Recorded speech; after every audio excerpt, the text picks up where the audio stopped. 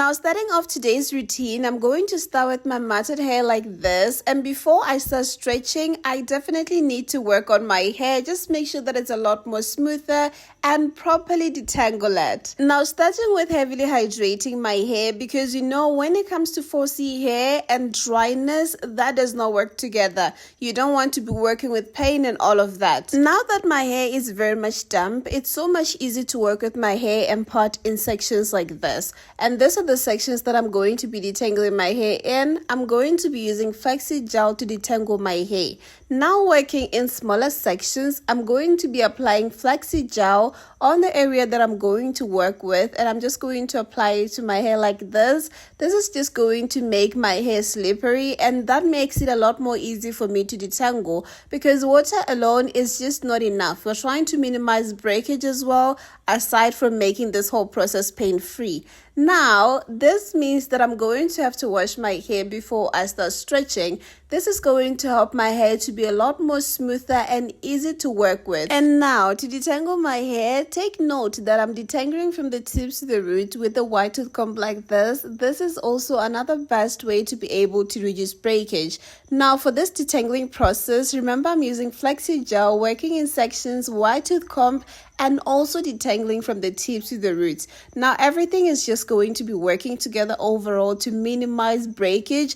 And I'm going to tell you, throughout this process, there is no pain at all. So when you want to detangle your hair properly, this is the best way to do it. And before washing or before shampooing your hair, this is very much recommended that you detangle your hair before. Now, I start by stretching out my hair like this on each and every section before applying flexi gel and before detangling. That also helps to loosen the curls. Remember, my hair is very much matted, and when working with 4C hair that has been matted for a couple of days, you definitely need to be stretching just so that when you now apply the flexi gel, it can be distributed into your hair evenly. You definitely don't want a situation where you're going to be applying flexi gel and it's not penetrating into your hair. You need everything to work in easily with your hair. Now, just like that, I'm putting my hair into twists after detangling each and every section. This is just to ensure that my hair does not shrink back, because remember, regardless, even after you're going to detangle your hair, if you're just going to let your hair be and not put it into twists or anything like that, it's going to shrink down. And when it shrinks down, it's going to be tangling right again, as though you did not just detangle your hair. So when you're working with 4C hair, you definitely need to follow all the steps just like that.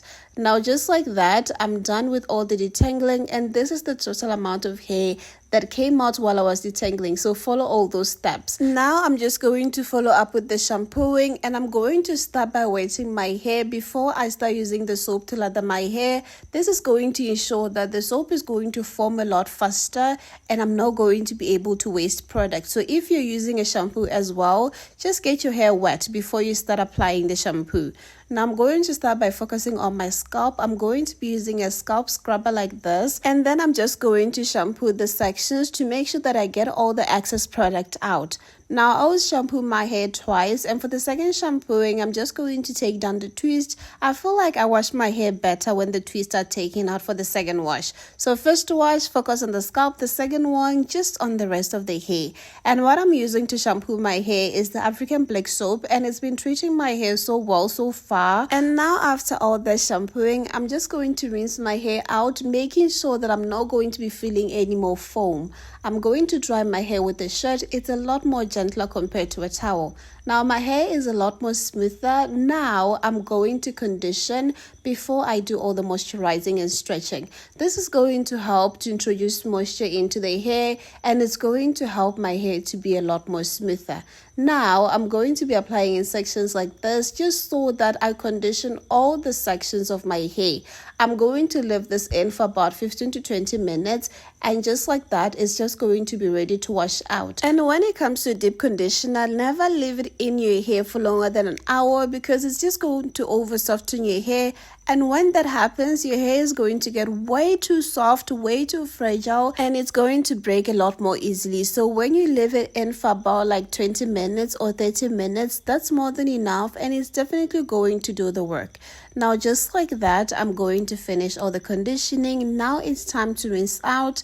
Now when it comes to rinsing out a deep conditioner, you're going to rinse it out until you no longer feel the foam in your hands, because you need all of it out at the end of the day. Now, repeating the same process, drying with the shirt. Now, this is where I'm going to now start the stretching out process. While my hair is very much smooth like this, you can actually see that the texture of my hair is completely different from when I started this routine. Now, I'm going to start by moisturizing my hair on each and every section like that. I'm going to be using a normal hair moisturizer like this. You're going to be needing something a little bit light, not way too over heavy butters, because you want your results to come out good. Now, at each and every section, I'm going to be using a wool like this. And this is what I'm going to be using to stretch out my hair. Now, this process, it's called the African threading. Heat is not involved. I'm just going to wrap the wool around my hair like this. And when my hair is completely dry, that is when I'm going to take down the wool, and just like that, the results are just going to be there. Now, on each and every section, I'm going to detangle my hair again. And this is just going to ensure that when I now detangle my hair, when it's dry, it's going to be a lot more easier, and it's not going to be a lot of work. You don't want your hair to be very much tangled while you're working with dry hair. 4C hair does not like that. So you need to learn how to work with your hair when it's wet and when your hair is dry, and also learn what your hair wants and what your hair loves the most. Now, I'm going to be detangling like this, repeating the same process of detangling from the tips to the roots. And this is how I'm actually wrapping the wool around my hair.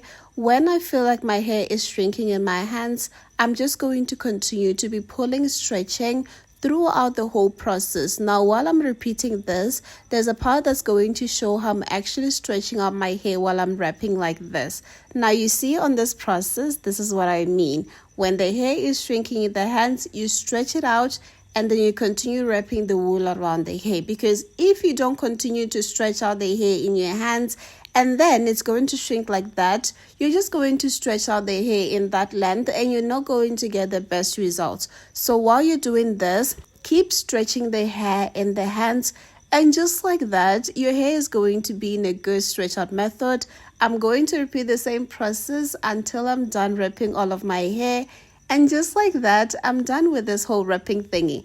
Now, I'm just going to wait until my hair is fully dry. And that is when now I'm going to take down this thing. And now, this is 24 hours later, and a whole day later. This is when I feel like my hair is properly dry. It's time to take down the stretch out. Now, on each and every section, I'm going to re-detangle just so that my hair has that voluminous stretch out, because you don't want to leave it like this. And just like that, this is how my hair looks like, and the volume of my hair all coming together. I'm loving how this thing turned out. Anyway, this is my favorite stretch out method. How do you think it came out? Just like that. And now when you try this, never make the mistake of taking it down before your hair is fully dry. And thank you for watching. Bye!